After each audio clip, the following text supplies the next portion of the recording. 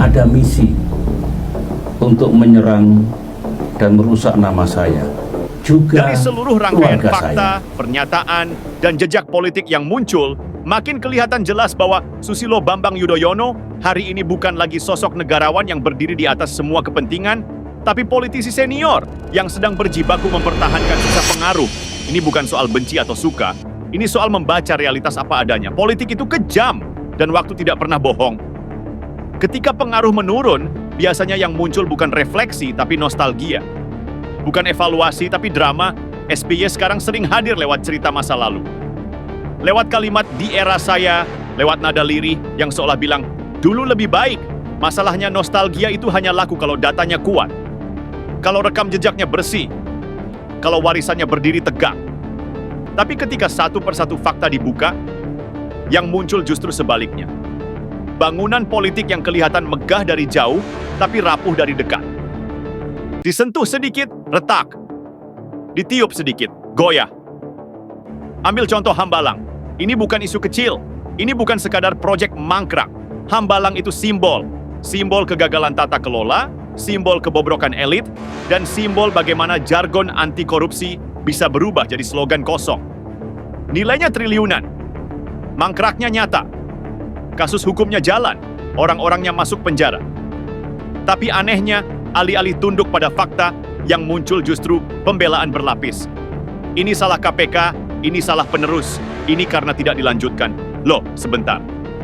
Kalau proyek itu bersih, kenapa KPK hentikan? Kalau pondasinya kuat, kenapa begitu gampang ambruk? Jangan dibalik logikanya. Jangan seolah-olah kesalahan itu muncul karena proyek tidak diteruskan. Padahal justru tidak diteruskan karena kesalahannya sudah fatal. Ini bukan bangunan mangkrak biasa. Ini monumen dari sistem yang gagal menjaga integritas. Lalu muncul narasi yang lebih lucu lagi. Seolah proyek itu sudah 70-80% tinggal gunting pita. Serius? Kalau memang tinggal gunting pita, kenapa tidak digunting waktu itu? Kenapa dibiarkan jadi sarang ilalang, jadi bahan meme netizen, jadi rumah hantu terbesar di Indonesia? Di sini publik mulai sadar. Ada jarak besar antara cerita versi elite dengan realitas di lapangan. Masalahnya, bukannya berhenti dan bercermin, yang terjadi justru eskalasi. AHY maju ke depan. Anak biologis, anak politik, anak ideologis. Mulai muncul sindiran ke Jokowi. Rakyat juga membandingkan kehidupan mereka dulu dengan sekarang, betul? Dulu mah begitu, sekarang. Betul? Jokowi cuma gunting pita proyeknya bapak saya. Ini kalimat yang kelihatannya enteng, tapi dampaknya fatal. Kenapa? Karena ini membuka kotak Pandora. Begitu kotak itu dibuka, semua orang mulai mengingat proyek bapaknya yang mana saja, mana yang selesai, mana yang mangkrak, mana yang bermasalah. Dan disinilah blunder besar itu terjadi. Menyerang Jokowi soal pembangunan itu ibarat menantang data di ruang terbuka. Jalan tol, bandara, pelabuhan, bendungan, kereta cepat, semuanya bisa dicek. Bisa difoto, bisa dipakai. Ini bukan klaim kosong, ini fisik, nyata. Jadi ketika AHY menyentil Jokowi, yang terjadi bukan Jokowi jatuh, tapi justru luka lama SBY terbuka lagi. Para pengamat menyebut ini bunuh diri politik, dan itu tidak berlebihan. Ini bukan soal perbedaan gaya kepemimpinan, ini soal perbandingan hasil. Dan hasil itu tidak bisa dimanipulasi dengan narasi. Data selalu lebih keras daripada pidato. Fakta selalu lebih kejam daripada nostalgia. Yang lebih menarik lagi, manuver ini muncul di tengah koalisi. Demokrat ada di dalam barisan yang sama dengan Jokowi dan Prabowo. Duduk satu meja, satu gerbong, tapi tiba-tiba menyerang dari dalam. Ini bikin orang bertanya-tanya. Ini sedang main apa? Ini strategi atau kepanikan? Ini spontan atau terencana? Pak Prabowo sendiri sampai melontarkan kalimat yang kalau dibaca pelan-pelan, nadanya dingin tapi tajam. Kamu datang dari keluarga pejuang, masa mau berkhianat? Kalimat ini tidak muncul di ruang hampa. Ini bukan guyonan. Ini sinyal. Ini peringatan. Seolah ada aroma yang tidak sedap. Seolah ada pergerakan yang tidak lurus. Dan politik itu soal membaca sinyal, bukan menunggu pengakuan. Publik pun mulai mengaitkan pola, ini bukan pertama kalinya Demokrat bermain dua kaki. Flashback ke koalisi perubahan. Anies sudah dideklarasikan. Nasdem dan PKS konsisten. Tidak lirik kemana-mana, tapi Demokrat bertemu ke sana, menyapa ke sini. Dagang politik jalan terus. Ditawarkan lagi. Sampai akhirnya koalisi pecah. Demokrat tersingkir dan lagi-lagi memainkan peran lama. Korban. Ini pola. Dan pola tidak pernah bohong. SBY itu ahli memainkan peran dizalimi. Dari era konflik dengan Megawati sampai drama-drama berikutnya. Selalu ada cerita, kami disakiti, kami dizalimi, kami tidak dihargai. Padahal, di balik layar, manuver jalan terus. Ini bukan asumsi, ini jejak digital, ini catatan pertemuan, ini pernyataan elit yang terekam. Jadi ketika hari ini Demokrat kembali memainkan kartu yang sama, publik tidak lagi polos. Orang sudah belajar, rakyat sudah lebih melek. Drama lama tidak selalu laku di zaman baru. Apalagi ketika data bertebaran, arsip terbuka, dan media sosial menjadi pengadilan publik. Masalah paling besar dari semua ini adalah kegagalan membaca zaman. Politik hari ini bukan lagi soal siapa paling senior, siapa paling lama menjabat, atau siapa paling rapi bicara. Politik hari ini soal relevansi, soal kejujuran, soal keberanian mengakui salah. Dan di titik ini, SBY terlihat tertinggal. Alih-alih tampil sebagai elder statesman yang memberi teladan, yang muncul justru kesan ingin tetap relevan dengan cara lama. Menyerang penerus, memoles masa lalu, dan mengutus anak sebagai ujung tombak. Padahal publik tahu, ini bukan sekadar ahawi. Ini cikias, ini sistem keluarga. Ini politik dinasti yang dibungkus bahasa santun. Dan ketika semua itu gagal, ketika serangan balik justru membuka borok sendiri, barulah kelihatan satu hal yang paling menyakitkan. Pengaruh itu memang sudah menurun. Bukan karena dizalimi, bukan karena dikucilkan, tapi karena waktu berjalan dan tidak semua orang bisa mengikuti iramanya.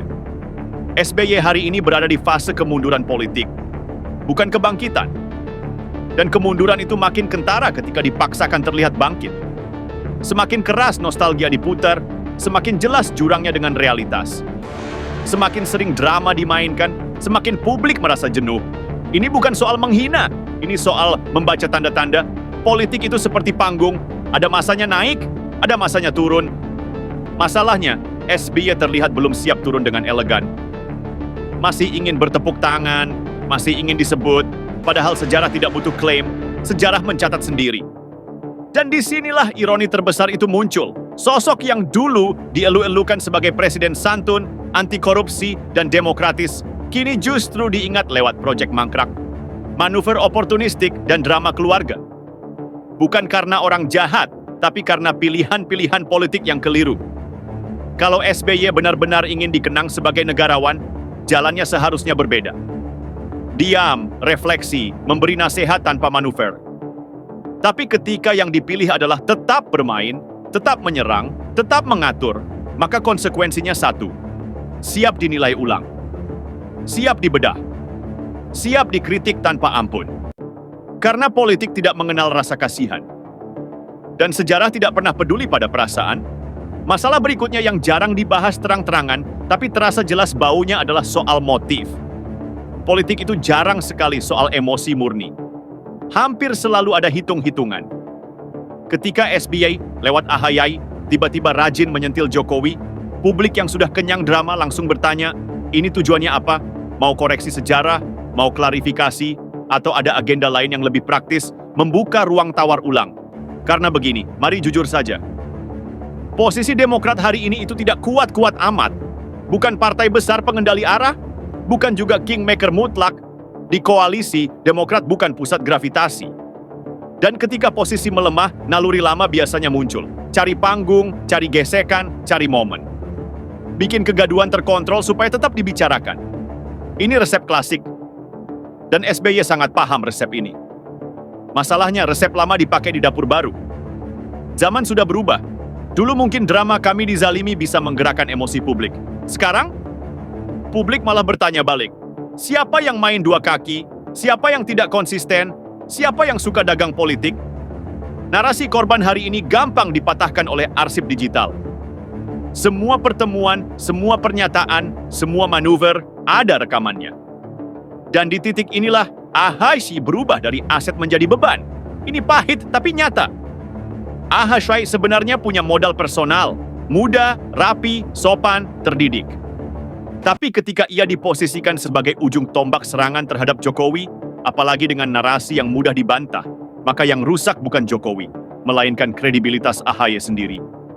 Anak muda disuruh membawa beban masa lalu, beban hambalang, beban inkonsistensi, beban dosa politik generasi sebelumnya.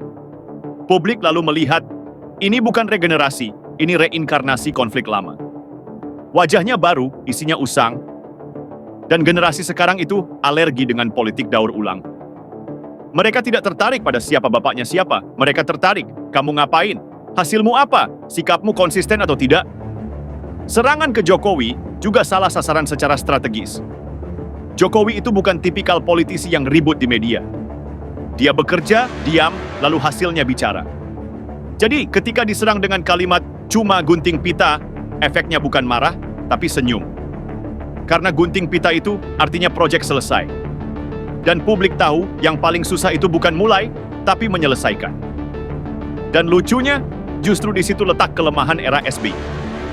Banyak mulai, sedikit selesai. Banyak rencana, banyak pidato, tapi penyelesaian sering tersandung kasus, konflik elit, atau kompromi politik. Hambalang bukan satu-satunya contoh, tapi Hambalang adalah yang paling telanjang.